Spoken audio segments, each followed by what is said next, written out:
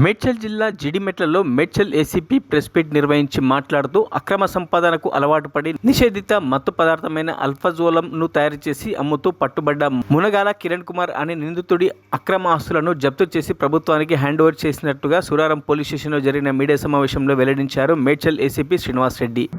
Madam గారి ఉత్తర్వుల మేరకు మేము ఇంతకు ముందు 3 months బ్యాక్ మునగాల కిరణ్ కుమార్ సన్నా బప్పారావు అనే వ్యక్తి ఏటుగా క్రైమ్ నెంబర్ 299/23లో అరెస్ట్ చేయడం జరిగింది. ఇతడు ఆల్ఫాజోలం తయారు చేస్తూ వివిధ వ్యక్తులకు సప్లై చేస్తూ ఉండగా సమాచారం మేరకు ఇతన్ని పట్టుకోవడం జరిగింది. పట్టుకొని జైలు పంపడం జరిగింది.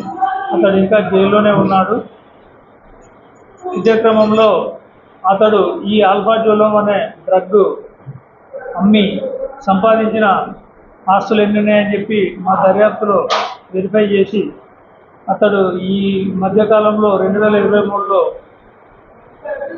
అపార్ట్మెంట్ ఒకటి plot number 502 5th floor SL construction Mukunda Nilayam apartment Ammuguda Nagaram Malkajgiri జిల్లాలో ఒకటి కొనుక్కోవడం జరిగింది. ఇది మా దర్యాప్తులో